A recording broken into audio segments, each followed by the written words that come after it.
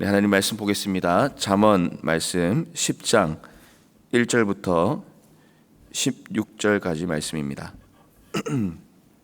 잠언 10장 1절부터 16절까지 말씀입니다.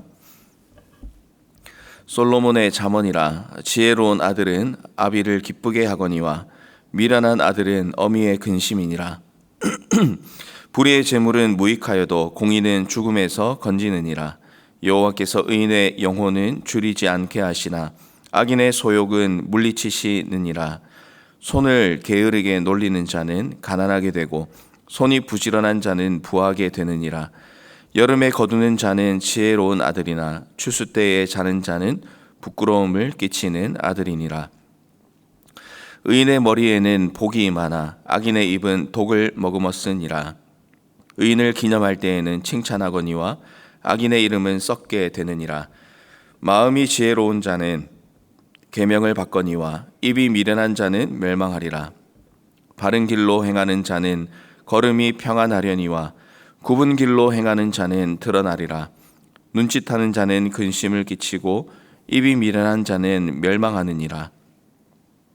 의인의 입은 생명의 샘이라도 악인의 입은 독을 머금었느니라. 미움은 다툼을 일으켜도 사랑은 모든 허물을 가리느니라. 명철한 자의 입술에는 지혜가 있어도 지혜 없는 자의 등을 위하여는 채찍이 있느니라. 지혜로운 자는 지식을 간직하거니와 미련한 자의 입은 멸망에 가까우니라. 부자의 재물은 그의 견고한 성이요 가난한 자의 궁핍은 그의 멸망이니라. 의인의 수고는 생명에 이르고 악인의 소득은 죄에 이르느니라. 아멘. 잠언 10장 말씀은 솔로몬의 잠언이라는 제목으로 시작을 하고 있습니다. 이 두 번째 단락이 시작된다는 의미이기도 합니다. 계속되는 지혜의 말씀을 통해서 지혜의 삶을 깨닫고 또 지혜의 삶을 살아가기로 소망하는 이 아침의 시간이 되기를 바랍니다. 먼저 솔로몬은 그의 잠언을 시작하면서 지혜의 소리에 귀를 기울이고 부모의 근심을 더는 지혜로운 아들이 되라 권면을 하고 있습니다. 1절 말씀입니다. 지혜로운 아들은 아비를 기쁘게 하거니와 미련한 아들은 어미의 근심이다 말씀을 하고 있습니다. 아무리 좋은 말씀이 있고 또 좋은 소리가 있어도 이를 듣지 못하고 받아들이지 못한다면 아무런 쓸모가 없습니다. 지혜 없는 삶은 그렇다면 곧 우리가 지혜가 없는 삶을 살아간다는 말은 어리석은 삶을 또 악한 삶을 살아간다라고 다르게 설명을 할 수가 있겠습니다. 그러기에 우리는 지혜의 소리에 귀를 기울이고 또한 순종하는 삶을 살아야겠다는 그런 마음의 삶의 자세를 가져야 하는 것입니다.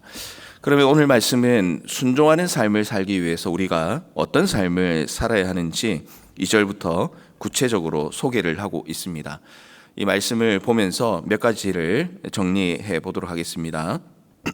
먼저 첫 번째는 공의로운 삶을 우리가 살아야 합니다. 2절 말씀을 보시면 불의의 재물은 무익하여도 공의는 죽음에서 건진다 말씀을 하고 있습니다. 불의한 재물은 부정하게 획득한 재물을 말합니다. 무익하다 하는 것은 말 그대로 그렇게 부정으로 획득한 재물은 아무런 유익이 없다는 것을 우리에게 가르쳐 줍니다. 하나님의 뜻에 합당하지 않은 또 그런 마음으로 모은 재물들은 당장은 우리가 살아가는 삶에 있어서 유익을 끼치는 것처럼 보이고 느껴질 수는 있습니다.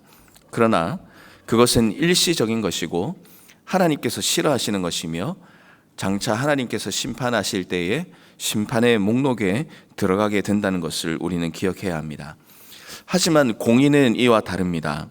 공의는 사람으로서 또 하나님의 자녀로서 지켜야 할 의로움을 말합니다. 말씀이 가르쳐 주시는 대로 순종하고 또 말씀이 가르쳐 주시는 대로 의롭고 정직한 삶을 살아가는 것이 공의의 삶이라고 할 수가 있습니다. 그렇게 살게 되면 하나님께서 은혜를 베푸시는데 어떤 은혜를 베푸시냐면 죽음에서 건짐을 받게 됩니다. 또한 죽음에서 건짐을 받게 된다는 것은 영원한 생명을 우리가 축복으로 받게 된다는 의미가 되겠습니다. 그래서 오늘 이 2절 말씀에서 우리에게 말씀하는 것은 썩어 없어질 세상의 것에 관심을 두고 살아갈 것이냐, 아니면 영생을 부어주시는 하나님을 의지하며 살아갈 것이냐, 이런 큰 물음을 우리에게 던져주고 있다고 볼 수가 있겠습니다.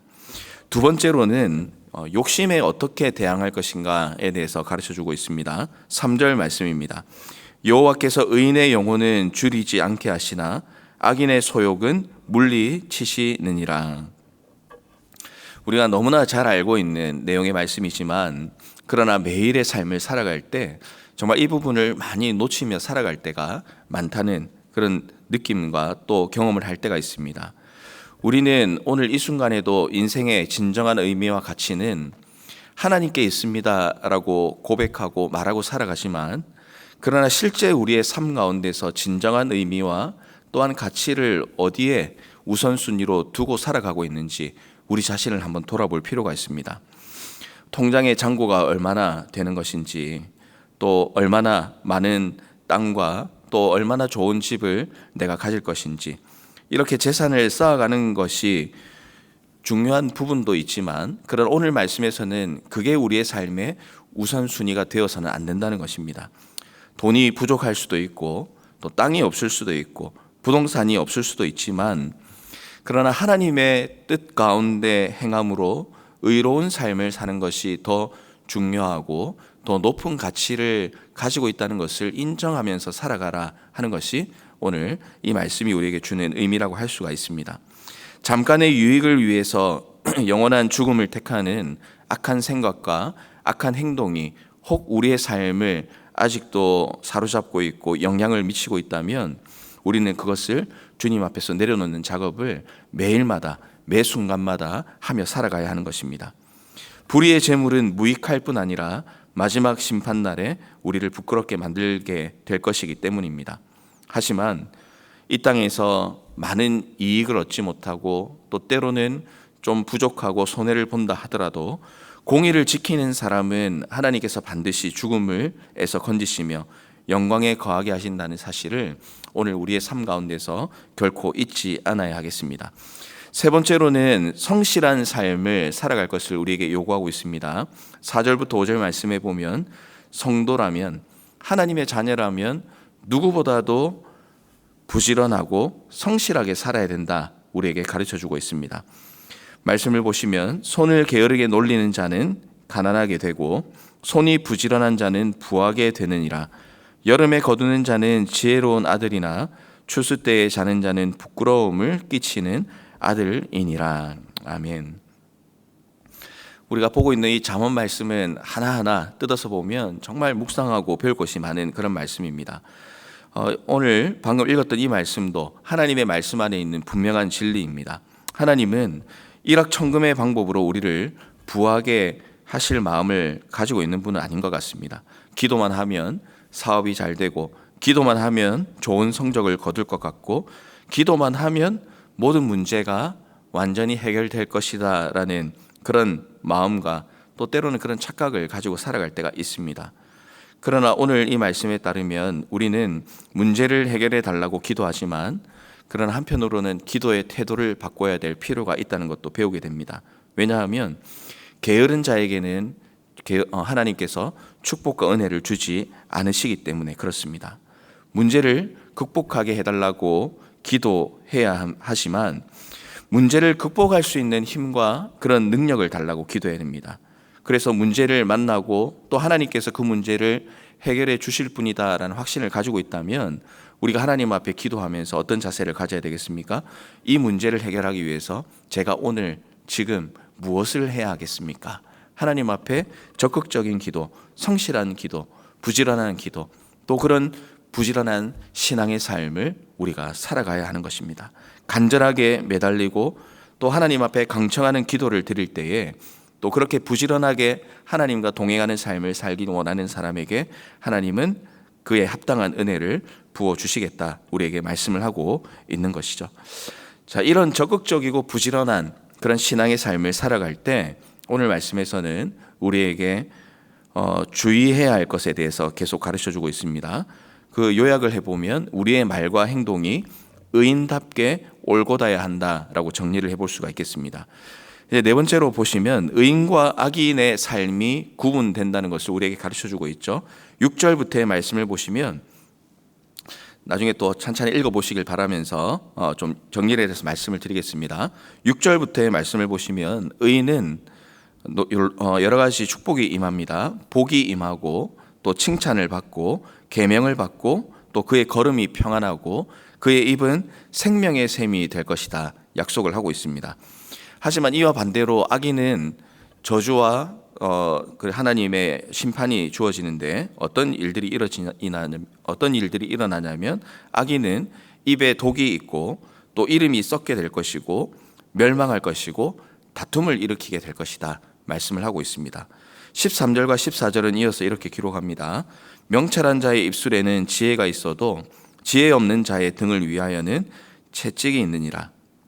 지혜로운 자는 지식을 간직하거니와 미련한 자의 입은 멸망에 가까우니라. 악인은 의로운 말들을 합니다. 칭찬과 위로 또 유익한 말로 사람을 살리는 일을 하는 것이죠. 하지만 악인은 어떻습니까? 남을 시기하고 모함하고 거짓말하고 저주하고 비웃음을 통해서 남에게 정말 지워지지 않는 그런 아픔과 상처를 남기게 되는 것입니다. 솔로몬은 이런 말의 위력을 너무나 잘 알고 있기 때문에 계속해서 경고를 하고 있습니다. 끊임없이 우리의 마음을 다스리고 우리 속에 경건과 또 정결함으로 채우는 훈련을 매일마다 할 것을 우리에게 요구합니다. 입의 습관만 바꾼다고 되는 것이 아니라 우리의 마음을 바꿔야 하고 또 우리의 신앙을 바꾸어야 합니다. 썩은 우물에서는 썩은 물밖에 나올 것이 없습니다. 그러므로 우리의 근원을 바꾸어서 사람을 살리고 위로하고 힘을 주며 정말 생명의 샘이 솟아나오는 의인의 삶을 살아가시는 모든 성도님들이 되시기를 주님의 이름으로 부탁을 드리겠습니다. 말씀을 정리합니다. 모든 일에는 원인이 있고 결과가 있습니다. 오늘 잠언 말씀에는 겸손한 지혜자가 해야 할 정말 많은 일들을 계속해서 기록하고 있습니다. 또한 지혜자가 피해야 할 일도 기록하고 있습니다.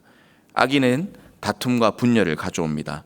하지만 의인은 화합과 용서를 가져옵니다. 참 지혜를 가지고 의로운 삶을 살게 되면 우리는 영원한 생명과 또 주님이 부어주시는 은혜와 축복을 받는 삶을 오늘 우리의 삶 가운데서 충만히 누리게 되는 것입니다. 16절의 말씀을 마지막으로 보시죠. 의인의 수고는 생명에 이르고 악인의 소득은 죄에 이를 것입니다. 오늘 이 아침에 나오신 모든 성도님들은 의인의 삶을 살기로 다시 한번 결심하고 결단하고 오늘 이 주님께서 약속하신 축복을 누리시기를 바랍니다. 여러분을 통하여서 여러분의 삶터와 또 여러분의 일터가 행복해지고 생명의 샘이 넘치는 그런 축복이 있기를 바랍니다. 주님이 가르쳐 주신 지혜, 또 지혜 대신 예수님을 의지하고 순종하면 반드시 주님이 기뻐하시는 삶에 우리가 한 걸음씩 더 나아갈 수 있게 된다는 사실을 기억하십시오.